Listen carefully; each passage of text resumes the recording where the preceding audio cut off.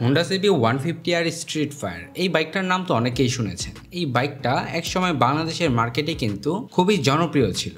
মানে এটার যে একটা ব্যাকডেটেড মডেল আছে যেটা হচ্ছে নন ইউএসডি সাসপেনশনের মডেলটা, সেটা কিন্তু বাংলাদেশের মার্কেটে খুবই জনপ্রিয় ছিল। কিন্তু তারপর যখন এটার ইউএসডি সাসপেনশনেরটা লঞ্চ করলো তখন কিন্তু এটার জনপ্রিয়তা আরও বেড়ে যায়। আর তাছাড়া এই বাইকটার এতটা জনপ্রিয়তা হওয়ার মূল কারণই হচ্ছে এটার লুকস অ্যান্ড ডিজাইন, এটার ইঞ্জিন পারফরমেন্স। কারণ এই বাইকটা কিন্তু দেখতে শুনতে যেমন, আসলে এটা কাজে কর্মেও কিন্তু সেই রকমই। কিন্তু তারপরে এই বাইকটাতে কিন্তু কয়েকটা সমস্যা ছিল। তো আজকের ভিডিওতে এই বাইকটার সম্পর্কে বিস্তারিত কথা বলবো, মানে বাইকটার খারাপ দিকের পাশাপাশি বাইকটার ভালো দিক নিয়েও কিন্তু আলোচনা করব। তো চলুন ভিডিওটা শুরু করা যাক। আর আপনি যদি বাইক রিলেটেড যে কোনো ধরনের আপডেট পেতে চান তাহলে কিন্তু আমাদের চ্যানেলটাকে সাবস্ক্রাইব করে আমাদের পাশেই থাকবেন। So let's begin.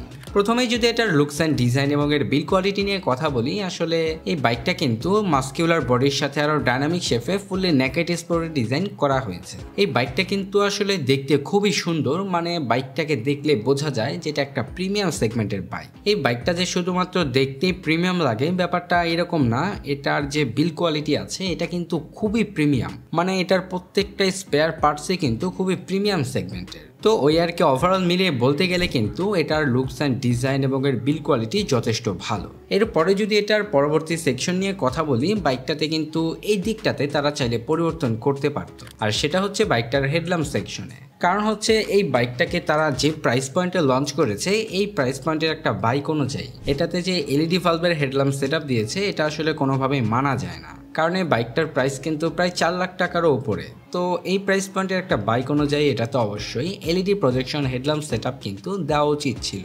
এছাড়া মোটামুটি সবকিছুই ঠিকঠাক পাবেন, যেমন এলইডি বাল্বের টেল ল্যাম্পের পাশাপাশি এলইডি বাল্বের ইন্ডিকেটরস। আমি একটা কথা বলেছিলাম যে এই বাইকটার ক্ষেত্রে কিন্তু কিছু অসুবিধা আছে, আর সেটা হচ্ছে বাইকটার ব্রেকিং সিস্টেমে। কারণ হচ্ছে এই বাইকটার ব্রেকিং সিস্টেমে কিন্তু আপনারা কোনো প্রকার এবিএস পাবেন না, যেটা কিন্তু এই বাইকটার ব্রেকিং সিস্টেমকে অত একটা স্ট্রং করে না। এই বাইকটার আর কি মোটামুটি বলতে পারেন যে এটার ব্রেকিং সিস্টেমটা ব্যতীত মোটামুটি সব কিছুই ঠিকঠাক আছে। কারণ বাইকটার দাম যেহেতু অনেক বেশি, তো এই প্রাইস পয়েন্টের একটা বাইকে আসলে আপনার কোনো এবিএস পাবেন না, এটা আসলে শুনলেই জানি কেমন লাগে। কারণ হচ্ছে এর থেকে কম দামি বাইকেও কিন্তু আপনারা এবিএস পাবেন, এমনকি ডুয়াল চ্যানেল এবিএস পাবেন। সেই ক্ষেত্রে এই বাইকটা কিন্তু খুবই পিছিয়ে থাকে। কারণ এই বাইকটাতে কিন্তু আপনারা সিঙ্গেল চ্যানেল এবিএসও পাবেন না, যেটা কিন্তু বাইকটার ব্রেকিং সিস্টেমকে অন্যান্য বাইকের থেকে অনেকটাই পিছিয়ে রাখে। তার পাশাপাশি এই বাইকটার ফ্রন্টের সাসপেনশন হিসেবে রয়েছে ইউএসডি অথবা আপসাইড ডাউন সাসপেনশন, সাথে পাবেন 100 সেকশনের টিউবলেস টায়ার। এবং যদি বাইকটার ব্রেকিং সিস্টেম নিয়ে কথা বলি, এখানে 276 মিলিমিটারের ডিস্ক ব্রেক পাবেন। আর তাছাড়া রেয়ার সেকশনে অ্যাজ ইউজুয়াল মনোশকের পাশাপাশি পাবেন 130 সেকশনের টিউবলেস টায়ার এবং ব্রেকিং সিস্টেম হিসেবে 220 মিলিমিটারের ডিস্ক ব্রেক পাবেন। এই বাইকটা কিন্তু এই জায়গাতেও একটু পিছিয়ে থাকে, যেমন বাইকটার টায়ার কিন্তু অত একটা ওয়াইড না, যার কারণে আসলে এটা অন্যান্য ব্র্যান্ডের বাইকের থেকে কিছুটা পিছিয়েই থাকে। এখানে যদি তারা 140 সেকশনের টিউবলেস টায়ার দিত তাহলে আমার মনে হয় আরও ভালো হতো।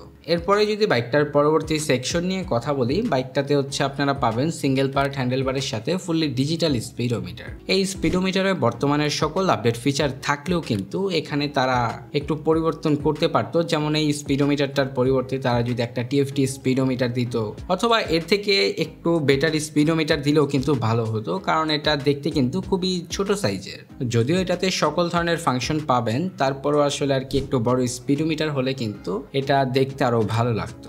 এরপরে যদি আমি এটার ইঞ্জিন সেকশন নিয়ে কথা বলি, এটার মূল কারণই হচ্ছে মানে বাইকটা যে এতটা জনপ্রিয় এটার কারণই হচ্ছে এটার ইঞ্জিন সেকশন। বাইকটাতে আপনারা ইঞ্জিন হিসেবে পাবেন 149.1 CC 4 stroke 4 valve single cylinder DOSC PGMFI liquid cool engine. বাইকটা ম্যাক্সিমাম পাওয়ার প্রডিউস করে 16.8 বিএইচপি অ্যাট 9000 আরপিএম এ এবং ম্যাক্সিমাম টর্ক উৎপন্ন করে 13.8 নিউটন মিটার অ্যাট 7000 আরপিএম এ। এর ফলে বাইকটা থেকে হচ্ছে আপনারা টপ স্পিড পাবেন অ্যারাউন্ড 135 কিলোমিটারের আশেপাশে। আর তাছাড়া যদি মাইলেজ নিয়ে বলতে যাই, বাইকটা থেকে হচ্ছে আপনারা মাইলেজ পাবেন অ্যারাউন্ড 45 কিলোমিটারের আশেপাশে। আর তাছাড়া হচ্ছে এই বাইকটার স্পিডকে মেনটেন করার জন্য এটাতে আপনারা পাবেন হচ্ছে 6 স্পিড গিয়ার বক্স।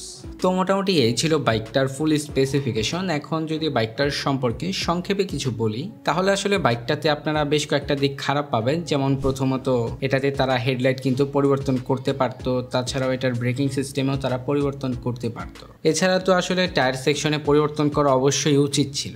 তারপরে যদি আমি স্পিডোমিটারের কথা বলি, আসলে এখানে তারা চাইলে কিন্তু এটা তারা পরিবর্তন করতে পারতো, তাহলে আর কি বাইকটা দেখতে আরও আকর্ষণীয় লাগতো। আর তাছাড়া যদি ভালো দিকের কথা বলি, আসলে বাইকটা কিন্তু দেখতে শুনতে খুবই ভালো। আর তাছাড়াও বাইকটাতে যেহেতু হচ্ছে আপনার ইউএসডি সাসপেনশন রয়েছে, যেটা কিন্তু খুবই ভালো একটা বাইকের জন্য, কারণ এই আপসাইড ডাউন সাসপেনশনের কারণে কিন্তু এই বাইকটার কন্ট্রোলিং আরও ভালো হবে। আর তাছাড়া সবশেষ সেটার ইঞ্জিন, এটা তো আসলে ভালোই, যার কারণেই তো মূলত এই বাইকটাকে এতটা পছন্দ করা। তো মোটামুটি সবকিছুই তো বললাম। এখন বাইকটার প্রাইস যদি বলি, এই বাইকটার প্রাইস হচ্ছে আপনার 4,70,000 টাকা। এই প্রাইস পয়েন্টে এই বাইকটা আপনাদের কাছে কেমন লেগেছে অবশ্যই কমেন্ট সেকশনের মাধ্যমে কিন্তু কমেন্ট করে জানাবেন। তো ভিডিওটা আজকের মতো এখানেই শেষ করছি। দেখা হচ্ছে পরবর্তী কোনো নতুন ভিডিওতে। সবাই ভালো থাকবেন, সুস্থ থাকবেন, ধন্যবাদ।